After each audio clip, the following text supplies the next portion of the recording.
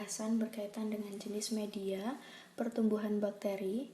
Jadi dalam pengamatan laboratorium, media isolasi bakteri ini sangat penting diperhatikan karena hal ini berkaitan dengan kandungan nutrien dan ketersediaan oksigen bagi bakteri.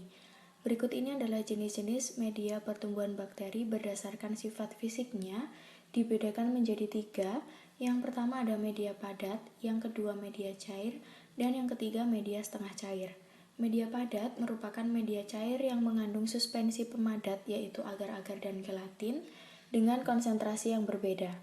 Media padat ini sangat berguna untuk menjaga sel agar tidak mudah berpindah, sel bakteri maksudnya teman-teman, ketika setelah proses inokulasi dan pembiakan bakteri. Terdapat 2 jenis media agar yaitu media agar cawan dan juga media agar miring. Jadi ada yang diletakkan ke cawan Petri dan juga ada yang diletakkan di tabung reaksi. Nah nantinya dia di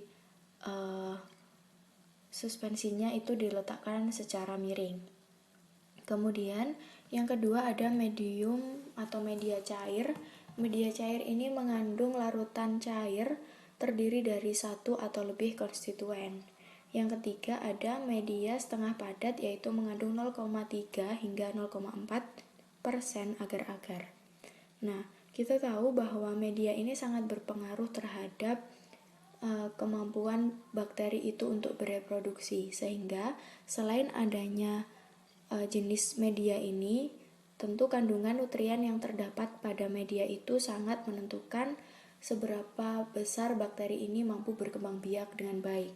Selain dari nutrien, faktor lain yang dapat mempengaruhi berkembangbiakan bakteri adalah dari segi suhu, kemudian pH, kelembapan udara, dan juga cahaya matahari.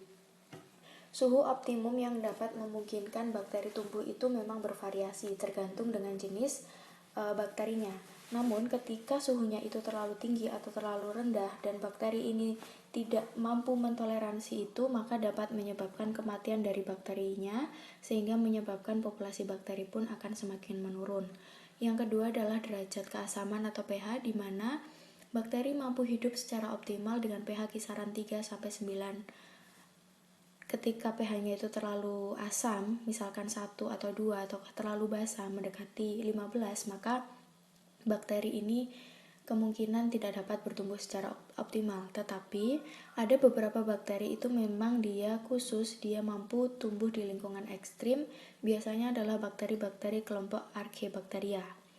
Selanjutnya adalah kelembapan relatif. Umumnya bakteri dapat hidup dengan kelembapan relatif sekitar 85%, karena ini sangat berhubungan dengan kemampuannya untuk melakukan metabolisme dan terhindar dari dehidrasi. Begitu juga hubungannya dengan paparan cahaya matahari. Nah, sekian untuk pembahasan soal kali ini berkaitan dengan jenis media pertumbuhan bakteri. Semoga bermanfaat dan terima kasih.